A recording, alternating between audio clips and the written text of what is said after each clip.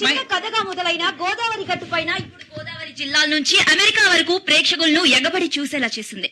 Family promotions, nativity, Godavari అందాలు, music, comedy ఇవన్నీ కలిసిపోవడంతో ప్రేక్షకులు ఈ సినిమాకి బ్రహ్మరథం పడుతున్నారు. సక్సెస్ ప్రెస్ మీట్ లో మూవీ టీం మాట్లాడుతూ ప్రేక్షకుల ప్రేమ మా అసలు అవార్డ్ అంటూ భావోద్వేగానికి లోనయ్యారు. గోదావరి ప్రాంతం మన ఆత్మ, ఆ ఫీలింగ్ ని అందరూ కనెక్ట్ అవుతున్నారు, నమ్మాం. కానీ ఈ రేంజ్ రెస్పాన్స్ వస్తుందని ఊహించలేదు.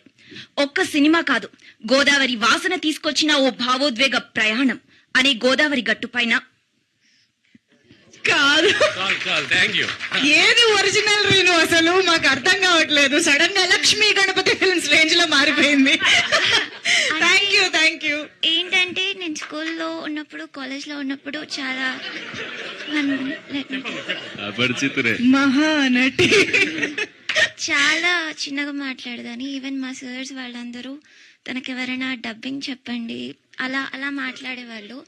అంటే నాకే ఎలాగో అనిపించేది, లైక్ ఇలా ఉంటే కష్టమమ్మా ఇదంతా. నా ఇప్పుడు అదంతా చూస్తారనుకుంటా.